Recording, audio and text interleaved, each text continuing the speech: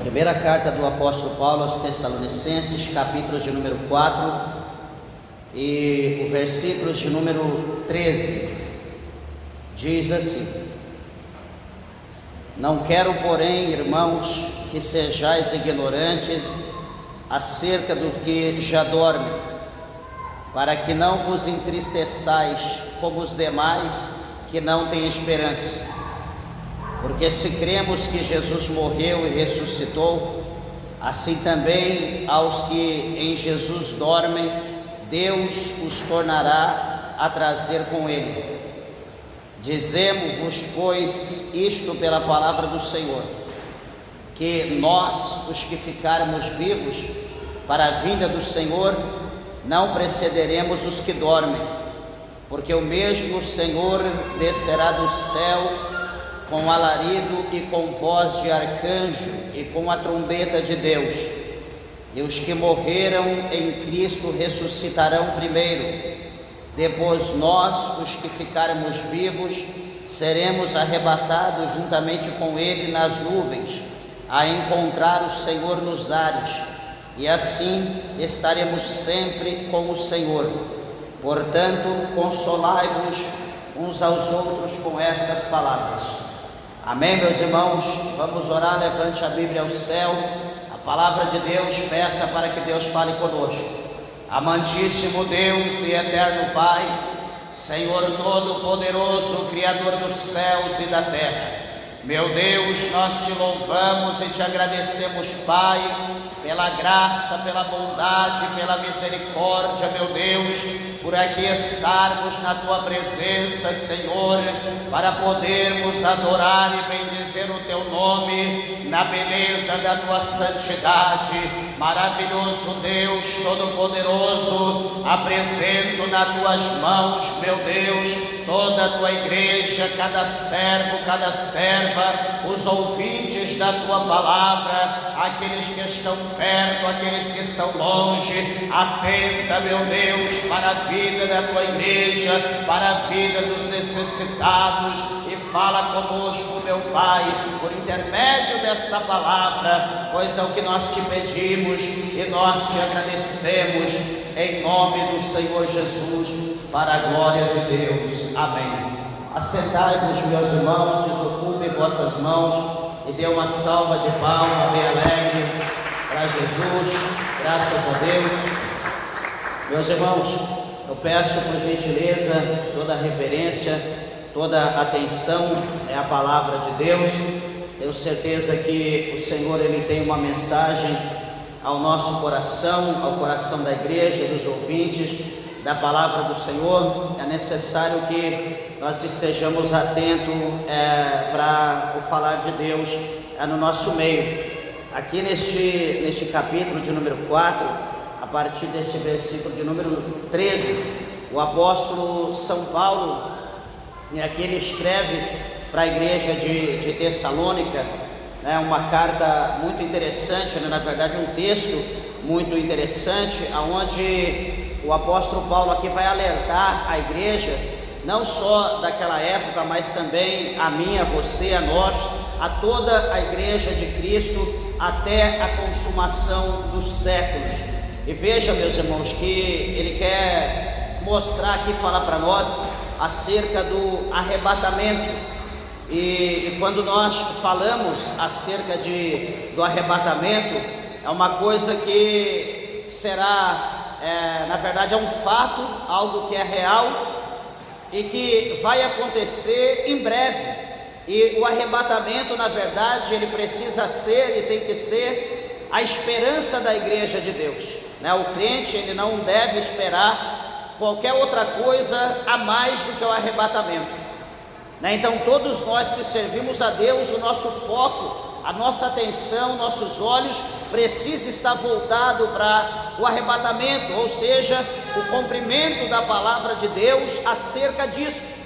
E o apóstolo Paulo, ele fala que mostra para nós, e até mesmo interessante que no grego a palavra arrebatamento quer dizer harpazo, uma palavra, é um verbo que quer dizer apoderar-se ou carregar-se à força, ou apossar-se, ou reivindicar-se para si mesmo avidavelmente, ou arrancar ou tirar rapidamente. Ou seja, por essa tradução do arrebatamento, o arrebatamento vai ser algo tão rápido quanto um piscar e abrir de olho, mais rápido do que um piscar de olho, algo que vai ser tirado à pressa, que vai ser tomado com força, e que não haverá oportunidade ou momento de se fazer nenhum tipo de reivindicação. Por exemplo, eu vi 5 pontos acerca do arrebatamento como um resumo. O que quer dizer, o que vem a ser? Por exemplo, o primeiro, o arrebatamento da igreja por Jesus Cristo é um evento que ele é predito, na Bíblia, não só no Novo, mas também no Antigo Testamento, e mais específico no Novo Testamento, nas cartas do apóstolo São Paulo aos Tessalonicenses, por exemplo, onde nós estamos aqui com o texto em questão, e também a carta do apóstolo Paulo aos Coríntios. O segundo ponto, ou segundo a crença cristã, durante o arrebatamento, Jesus Cristo virá dos céus para levar os cristãos fiéis e salvos para estar com Ele. Este evento ocorrerá repentinamente, sem aviso prévio, e os fiéis serão arrebatados para encontrar o Senhor nos ares. Aqueles que faleceram antes do arrebatamento também serão ressuscitados e se ajuntarão aos que estiverem vivos no momento do arrebatamento. Então esse é o segundo ponto.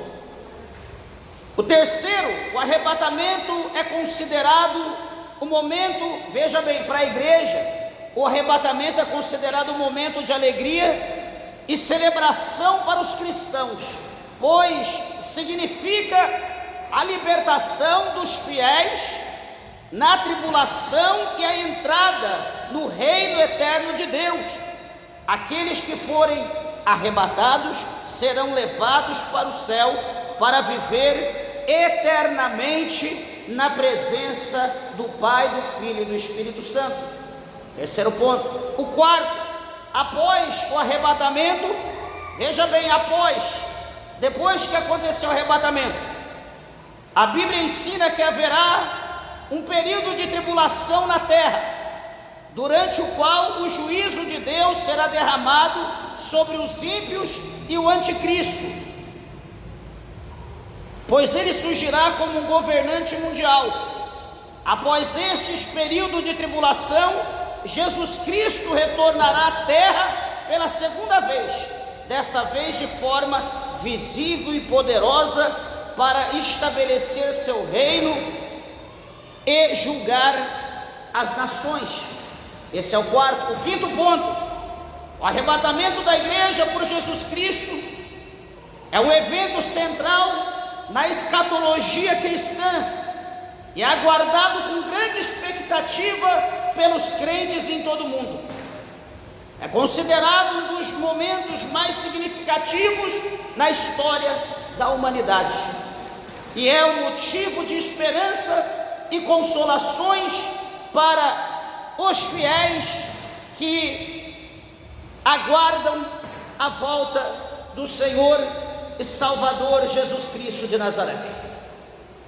Então dá um resumo, para os irmãos entenderem acerca do arrebatamento.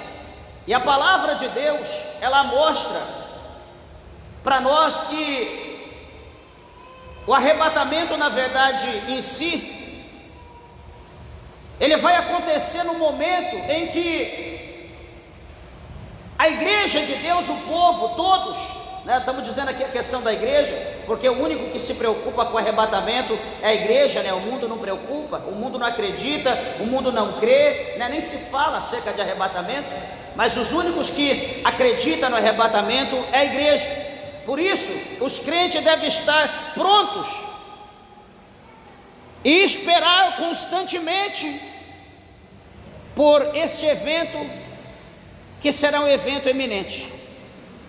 E cada dia que se passa, que se aproxima mais da volta, ou seja, mais para o fim, mostra que nós estamos indo ao encontro de Cristo, ou Cristo está vindo ao nosso encontro. E veja, meus irmãos, que toda a igreja, não é dizer eu vou me preparar, não, toda a igreja ela deve e precisa estar pronta. Aquele que, por exemplo, naquele dia do arrebatamento,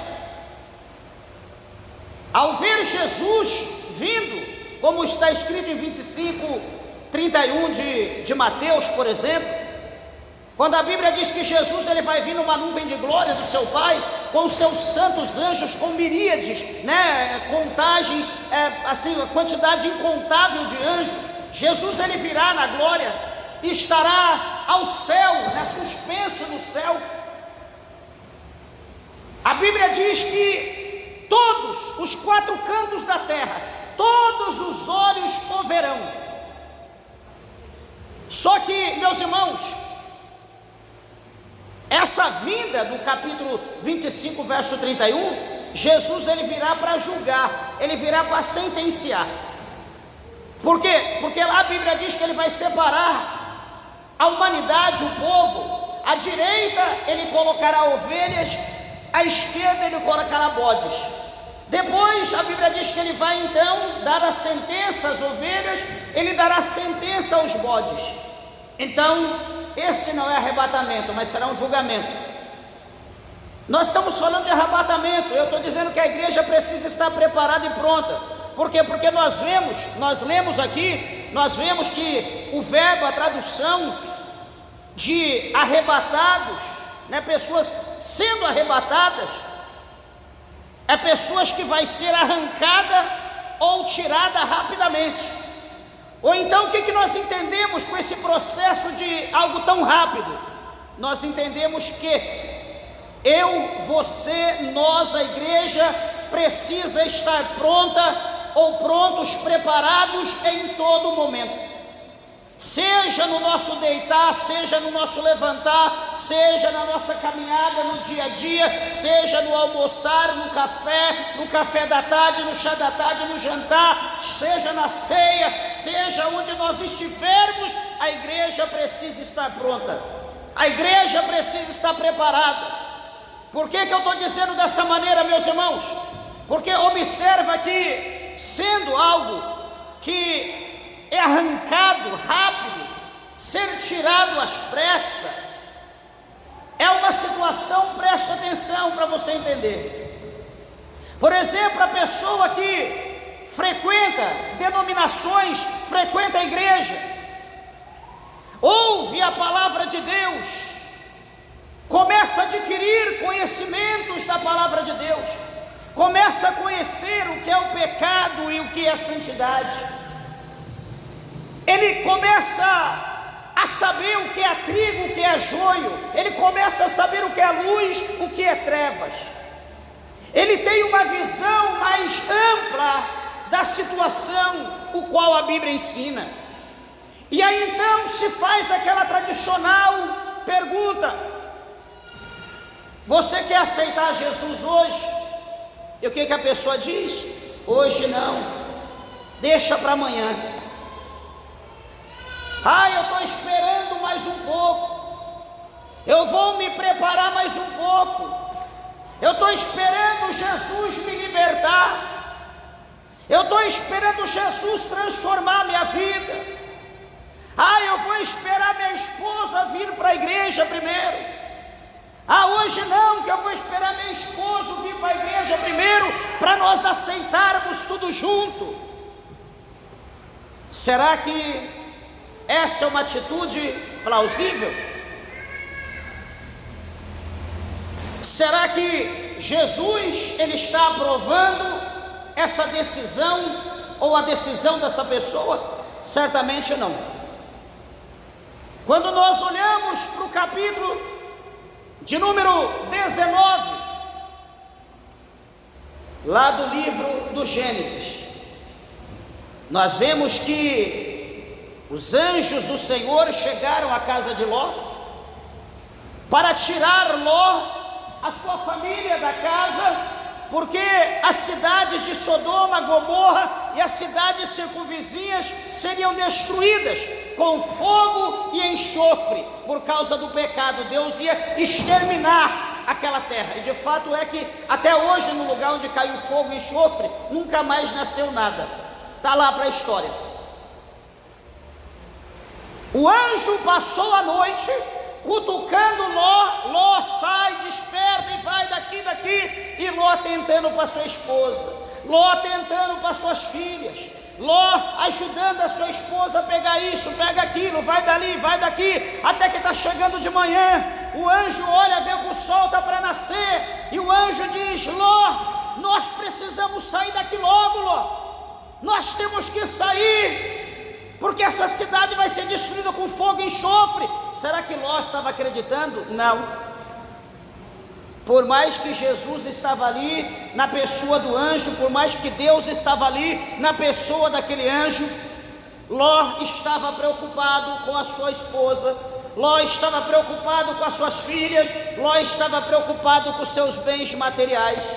Só que chegou o momento que o anjo do Senhor pegou Ló, creio que levou ele ali no lugar, na beira da porta, e diz, como está escrito lá no capítulo 19, o anjo diz bem assim: Ló, escapa-te por tua vida. Ou traduzindo, quem quer ir, vai, quem não quer ir, fica. Nós temos que sair daqui o mais rápido possível. Diz a Bíblia que os anjos pegaram então Ló, sua mulher, suas filhas, um segurando na mão, arrastaram, puxaram, levaram para fora e mandaram eles saírem. Não olharam para trás. Disseram para eles ir embora e não olhar para trás, porque aquela cidade estava sendo destruída. Na trajetória, no alongar-se de Sodoma, a Bíblia diz que a mulher de Ló, então, ela desobedece. Veja que ela passou a noite inteira enrolando. Quase foram queimados pelo fogo e enxofre por causa dela. Passou a noite toda procurando o que não perdeu. E na caminhada, na trajetória, o anjo diz: não olhe para trás. O que ela vai fazer? Ela vai parar e olhar para trás. Será que o anjo estava falando com quem? Com um clone? Será que o anjo estava falando com os ossos dela? Será que o clone estava falando com as vestes dela? O anjo disse para ela, disse para todos: não olhem para trás. Mas ela desrespeitou a ordem de Deus e olhou para trás. E como presente pela sua desobediência, ela se tornou uma estátua de sal que está no museu até hoje. Amados irmãos, tem coisas que nós não temos que lutar, tem coisas que nós temos que abrir a mão, como a Bíblia diz, tem coisa que nós temos que despojar, tirar de nós. Não adianta a gente lutar, como diz o ditado, pelo famoso leite derramado, derramou, paciência. A água que cai na terra, na areia, não consegue ser juntada mais. Ah, não, mas eu vou perseverar. Não, mas eu vou persistir. Não, eu vou continuar, porque quem sabe, se Deus ele já deu a ordem, se Deus ele já deu o decreto, meus irmãos, não adianta nós tentarmos, porque isso não vai mudar aquilo que já foi decretado, ou melhor, não vai mudar os decretos de Deus.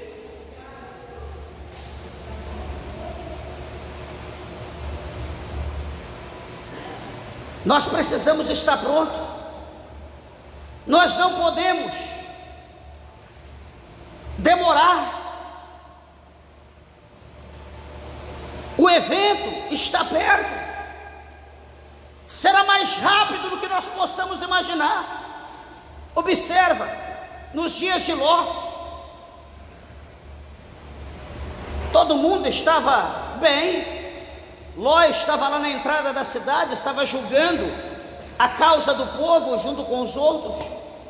As pessoas estavam vendendo, estavam comprando, estavam comendo, bebendo, negociando, casando, estavam todo mundo tranquilo, pecando como sodomitas deliberadamente.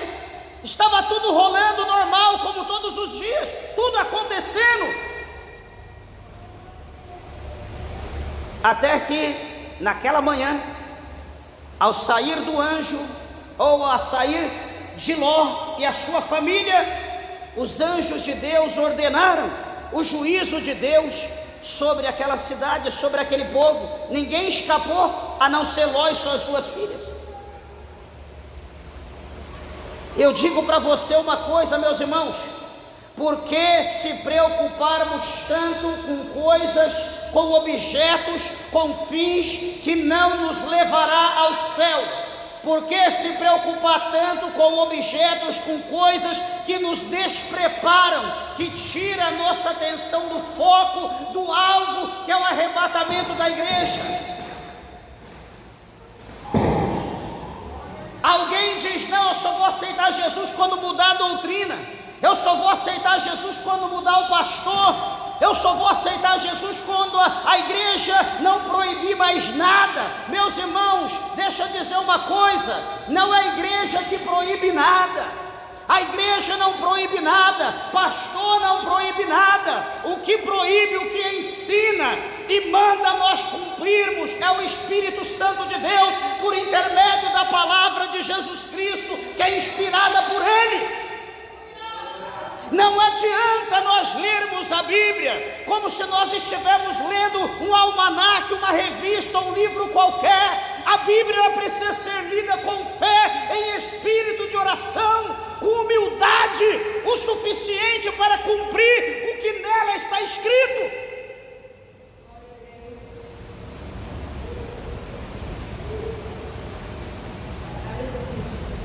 Olha, o Evangelho de Mateus, no seu capítulo de número 24,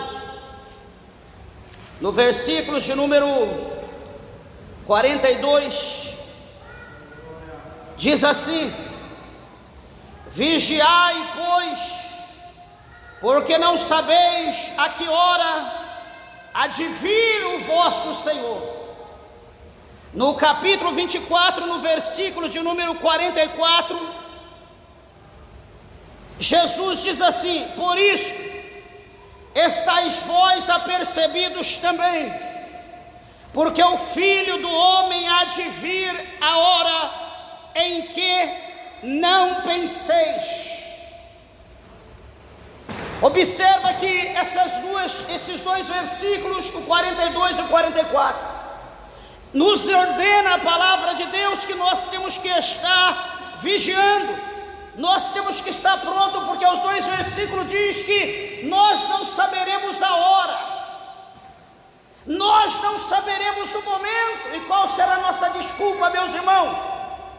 Duas desculpas nós poderemos dar, ou duas situações. Espera aí, a primeira: eu não sei a hora, não, mas eu tenho certeza que Jesus vai voltar. Eu tenho, porque a Bíblia garante, o Espírito Santo me dá essa certeza. Então o que eu tenho que fazer? Eu preciso estar pronto, porque o escritor aos Hebreus diz que um pouquinho de tempo que há de vir virá, e ele não tardará. Então se eu sei que ele vem, mas eu não sei a hora, eu tenho que ficar pronto, eu tenho que estar pronto, eu tenho que estar preparado. Ué, mas está atrasando, não importa, ele vai vir. Ué, mas está aí esperando, estou. Ué, mas ele não veio, mas ele vai vir. Ou eu posso tomar a outra decisão, que é o segundo ponto que todo mundo está tomando. Aí eu ouvi falar que ele vai vir, mas se prega aqui dia e hora, ninguém sabe. Então se ninguém sabe, então eu posso ficar tranquilo, eu posso ficar em paz, porque certamente o Senhor ele terá misericórdia de mim. Certamente o Senhor vai esperar, falar: eu te dou 1 hora para você se aprontar, e o Senhor vai ficar ali, bem assim, ó, parado aqui, braço cruzado assim, ó. Vai, anda logo, tá dando aqui 1 hora, vai, anda logo, vai apitar. Será que Deus fará isso? Não. Ele diz para nós vigiar, para nós estarmos atentos, ou seja, estarmos prontos. Esse negócio amanhã, depois, é o diabo que está falando pela tua boca. É você que está emprestando o teu ouvido para Satanás dizer para você: diga que você não está pronto, diga que você não está preparado, diga que você tem que se arrumar, diga que você precisa casar. Eu não quero, eu estou morando junto, mas o meu cônjuge não quer casar. Então separa, já que não está casado. E o infeliz não quer casar, está sendo uma pedra de tropeço para você viver em pecado. Manda ir para o inferno. Ora, Deus pede uma pessoa de Deus, casa, vive a tua vida em paz na presença de Deus, preparado para você ir para a glória. Sabe aquele mal necessário? É um mal. Eu sei que é um mal, mas eu preciso. Eu sei que é um mal, mas eu necessito. Você sabe que é um mal, e se é mal, o mal não faz bem. O apóstolo Paulo diz para nós: fugi-vos da aparência do mal. Ele não diz fuja da aparência do bem, ele diz para nós fugir da aparência do mal. Então não existe mal necessário, não existe mal bonzinho, não existe um mal que vai se converter em algo bom. Mal, é o caráter. É como o diabo, em 8,44 de João, ele é mentiroso e pai da mentira. A essência dele é mentir, é enganar. Ele não se firma na verdade. A natureza dele é ser mentiroso, é ser enganador. A natureza dele é matar, roubar e destruir.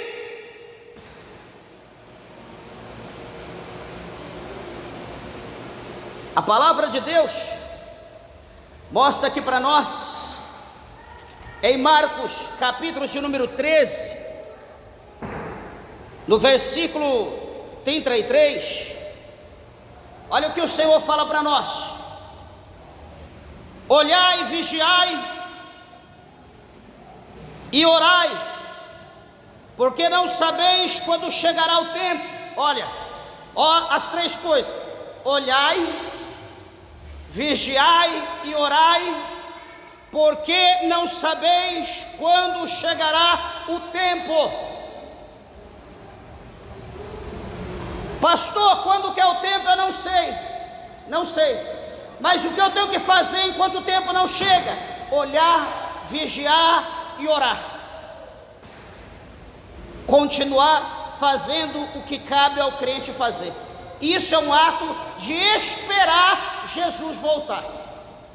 E ele diz no verso 34: é como se um homem partindo para fora da terra deixasse a sua casa e desse autoridade aos seus servos e a cada um a sua obra, e mandasse ao porteiro que vigiasse.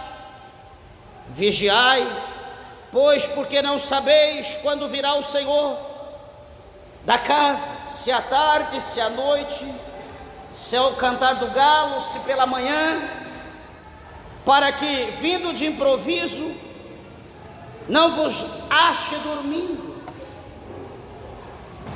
Quer dizer, o Senhor, Ele pode vir de manhã, de noite, pode vir ao cantar do galo, pode vir à tarde, ou Ele pode vir a qualquer hora que a pessoa esteja dormindo.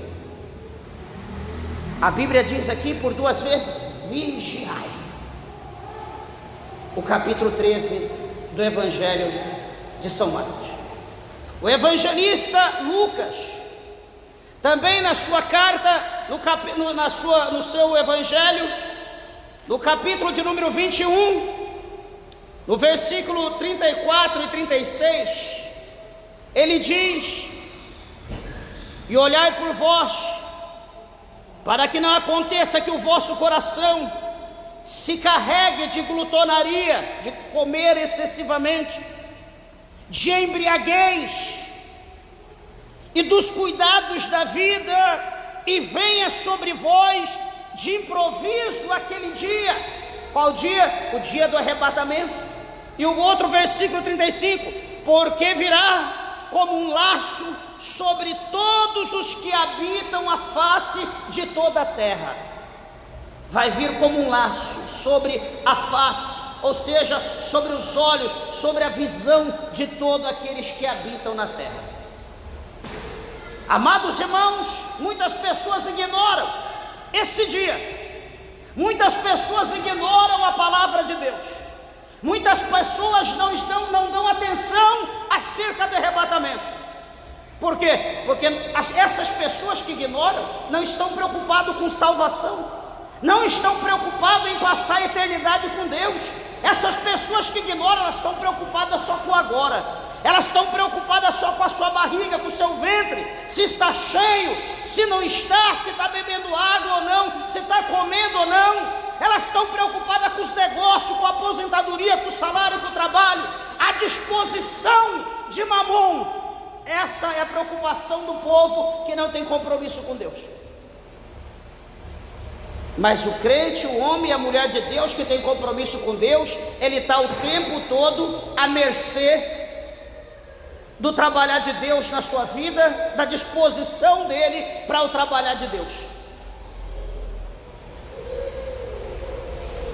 A palavra do Senhor mostra para nós aqui em Romanos 13, um pouquinho adiante, no versículo de número 11, olha aqui o que o apóstolo Paulo diz, Romanos 13, 11: e isto digo, conhecendo o tempo, que é já hora de despertarmos do sono, porque a nossa salvação está agora mais perto de nós do que quando aceitamos a fé. Paulo, aqui por intermédio de Romanos, ele fala para nós que conhecendo o tempo, que tempo? O tempo da volta de Cristo, mas de que forma? Pelos sinais que está acontecendo e que a Bíblia nos ensina. É tempo de nós cochearmos em dois pensamentos, é tempo de nós ficarmos no sono da indolência. Não, ele fala que já é hora de despertarmos do sono, porque a nossa salvação está agora mais perto do que quando nós aceitamos a fé. Ou seja, quanto tempo eu aceitei? Mais de 20 anos atrás. Então a salvação está mais perto hoje para mim do que há 20 anos atrás. Para você, quanto tempo? Eu tenho 5 anos. Então a salvação está mais perto hoje do que 5 anos atrás. Ou seja, nós temos que estar atentos, nós temos que estar percebendo, vigiando, olhando, porque a qualquer momento ele vai vir. O apóstolo São Paulo, ele ainda fala em Filipenses, um pouquinho adiante após Efésios,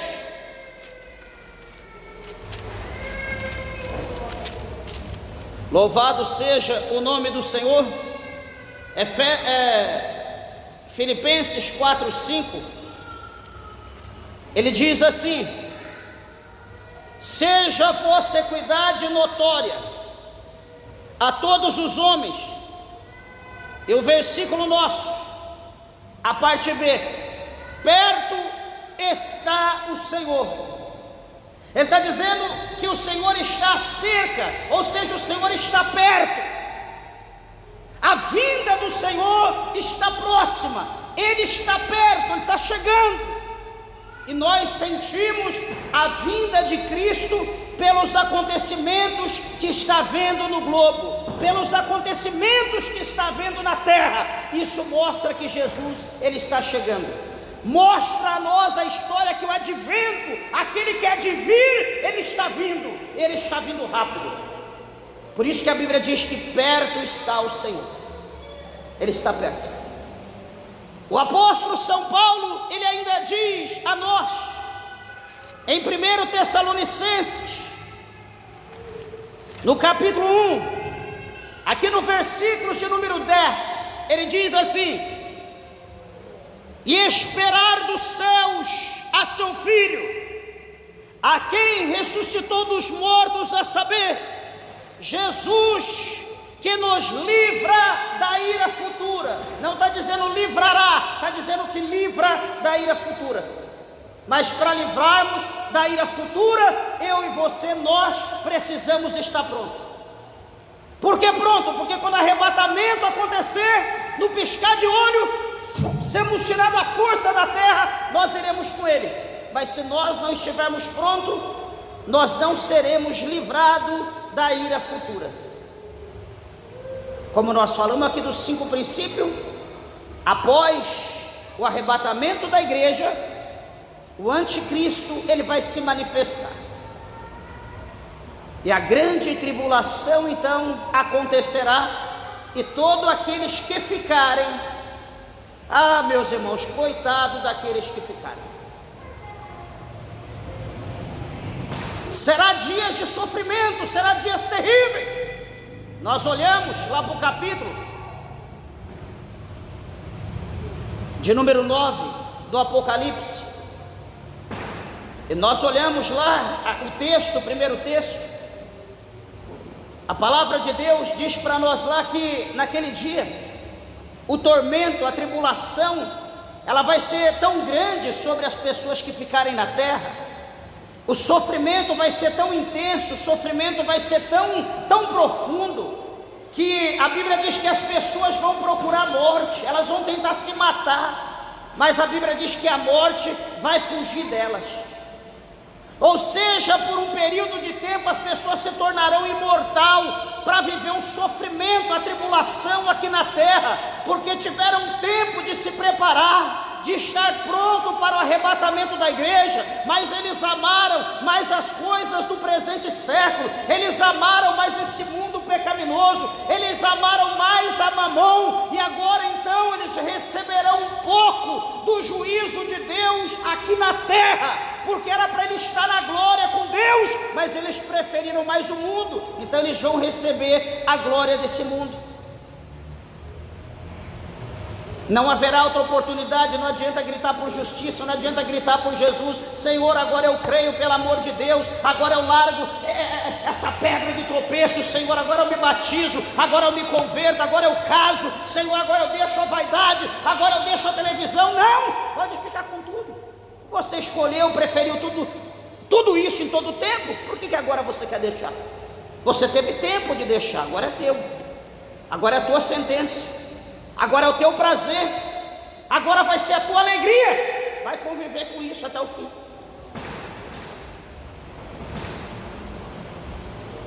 Meus irmãos, nós não podemos cochear em dois pensamentos. O profeta Elias, um dia ele reuniu todos o Israel, ele reuniu os profetas de Baal,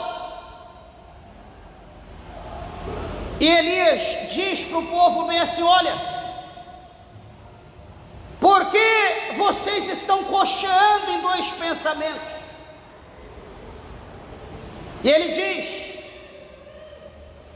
se Baal é Deus, sirva a Ele. Se o Senhor é Deus, sirva-o. Mas não cochiem em dois pensamentos. De noite eu sirvo a Baal, de dia eu sirvo a Deus. De dia eu sirvo a Baal, à noite eu sirvo a Deus. Não é isso. Deus não quer isso. Elias foi bem claro: se Baal é Deus, sirva a Baal, esquece o Senhor. Mas se o Senhor é Deus, sirva ao Senhor, esqueça Baal. Por que muitas pessoas, a vida não muda? As coisas, desculpa da expressão, é forte, mas a vida da pessoa é uma aberração. Por quê? Ai, pastor, minha vida não muda. Eu estou na igreja já tem 1 ano. Tem pessoas que nem crente não é. Esse dia eu estava observando. Uma vez Deus me usou, outra vez usou o presbítero Adailton, quase na mesma linhagem, de alguém que não estava aguentando o processo, prova, querendo desistir. Pessoas que nem aceitaram Jesus, pessoas que nem levantou a mão, só frequenta, Pessoas que nunca batizaram, nunca tomaram ceia, levantando a mão, ai, não estou aguentando mais. Falei, meu Deus, mas o indivíduo nem aceitou Jesus, nem largou o pecado, nem deixou o mundo, e não está aguentando mais. Fala para mim, não é aberração uma coisa dessa? É loucura, é coisa de louco. Desculpa da expressão, mas não tem outra coisa para dizer. Hoje Jesus, por essa palavra, está batendo no nosso coração, meus irmãos, que nós precisamos estar prontos, talvez no retorno ao nosso lar, talvez antes de nós acabarmos este culto, Jesus pode vir. Jesus pode retornar, meus irmãos, e nós não teremos outra oportunidade, nós não teremos tempo de decidir, nós não teremos tempo de levantar a mão. Senhor, agora eu te aceito. Namassúbia, Calamassória, Suribianda, Labaia. Eu não sei, meus irmãos, o que precisa Jesus fazer mais para nós acreditarmos. Eu não sei o que Jesus tem que fazer para nós acreditarmos mais na Bíblia, porque os sinais estão aí, tudo está acontecendo. Mas parece que cada dia o distanciamento, a fraqueza, o cansaço, o sono da indolência, parece que está ancorando nas pessoas, e as pessoas não estão tendo força mais, não estão conseguindo servir a Deus. Eu não vejo ninguém desistindo de trabalhar, eu não vejo ninguém desistindo de pecar, ninguém deixando de beber, de encher a cara. Aí os bar está tudo cheio, os donos de bar estão lucrando demais. Eu não vejo ninguém deixar de usar droga. É o que mais dá dinheiro nesse mundo, é droga. Cada dia o povo está aderindo mais. Mas, infelizmente, eu olho nesse contexto que o problema de muitas pessoas é Deus. Eu olho por esse contexto que o problema de muita gente é Jesus Cristo. O problema da humanidade, o problema do Brasil é a religião, é a igreja. Eu imagino, meus irmãos, quando em breve vier uma lei que proibir as igrejas de serem abertas, as pessoas de congregarem, os aplicativos não terão mais Bíblia, a Bíblia será proibida de ser impressa. Eu quero ver, meus irmãos, espero que eu não esteja mais aqui, certamente eu não estarei, mas eu imagino como será que vão ficar as pessoas. Certamente darão glória a Deus, certamente darão aleluia, de Senhor, o Senhor está vendo, eu queria ir para a igreja, mas não pode, a igreja não está aberta. Senhor, eu queria comprar Bíblia para ler, mas não tem mais Bíblia para vender. Eu queria baixar no aplicativo, mas não há mais Bíblia, os aplicativos foram proibidos. Senhor, né? O Senhor entende, né? Eu queria, mas...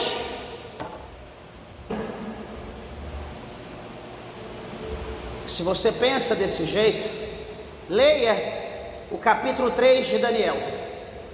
Leia, está lá, nu, visível a qualquer leitura. Quando Sadraque, Mesaque e Abednego estão diante do rei poderosíssimo, orgulhoso, soberbo, altivo,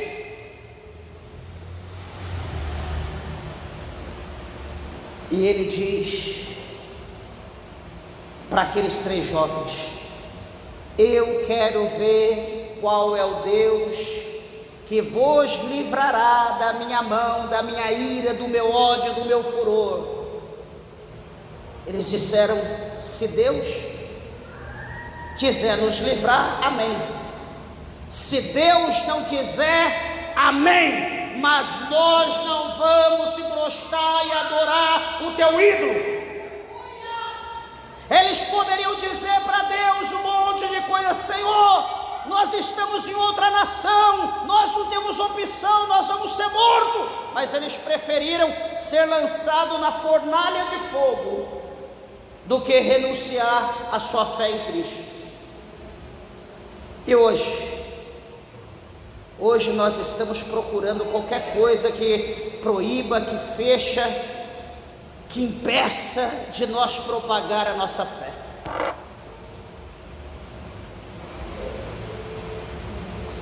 Detalhe: no céu não há e não haverá lugar para nenhum covarde.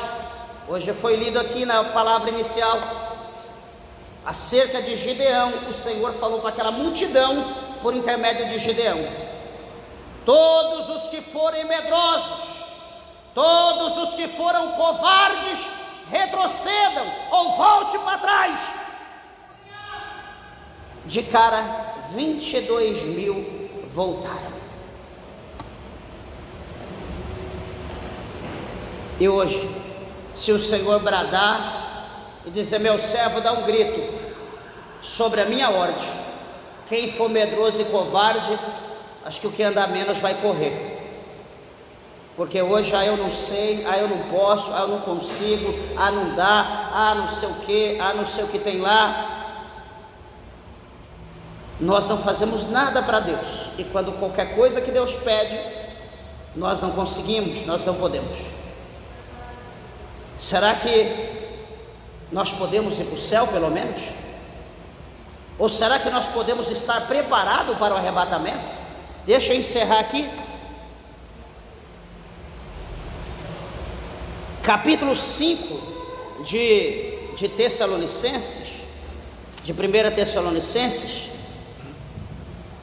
no versículo de número 6, diz assim: não durmamos, pois, como os demais, mas vigiemos e sejamos sóbrios, porque os que dormem, dormem de noite, e os que se embebedam, embebedam-se de noite.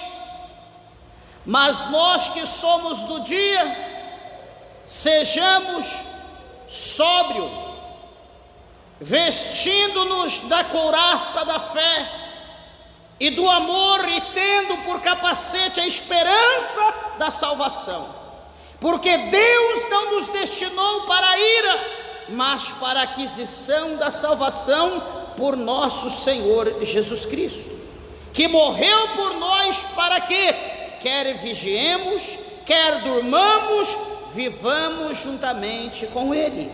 E o último versículo: pelo que exortai-vos uns aos outros, edificai-vos uns aos outros, como também o fazeis.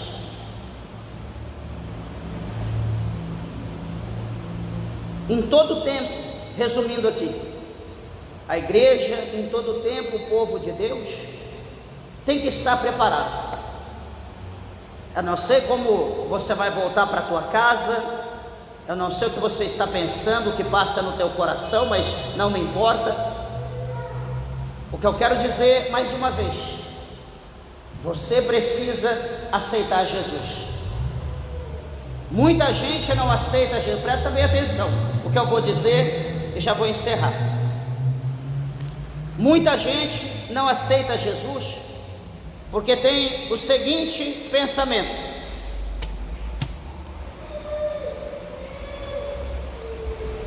se eu aceitar Jesus, presta bem atenção, se eu aceitar Jesus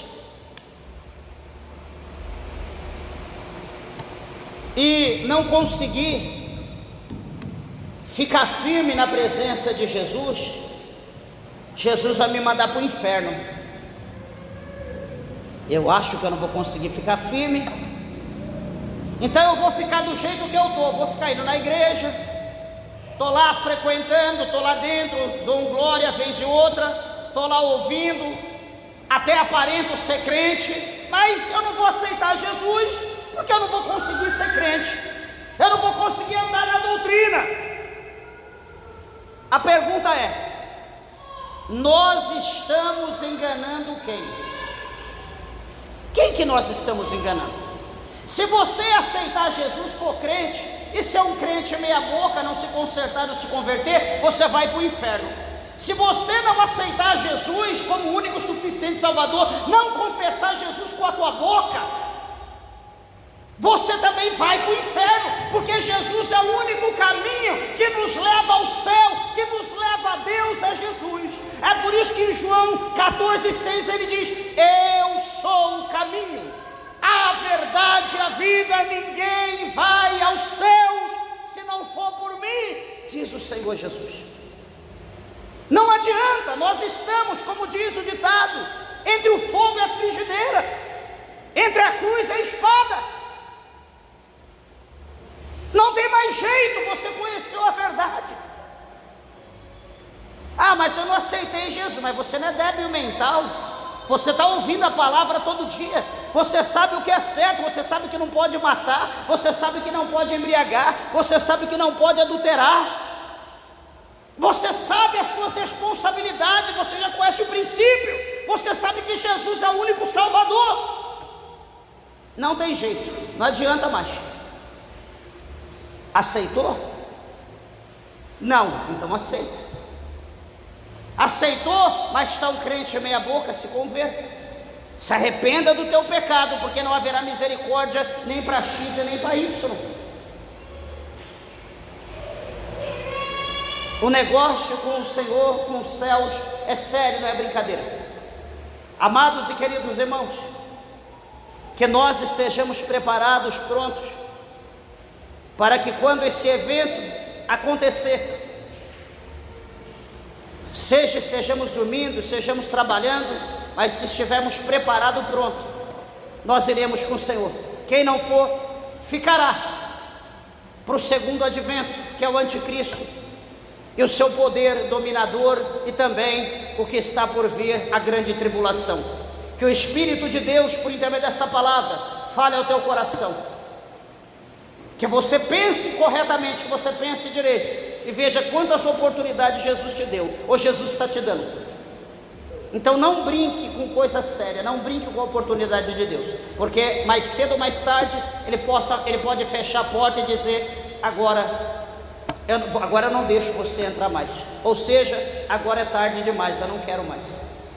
Enquanto nós não queremos é uma coisa, mas quando chegar o momento que Jesus falar: eu não quero mais, nós vamos recorrer a quem?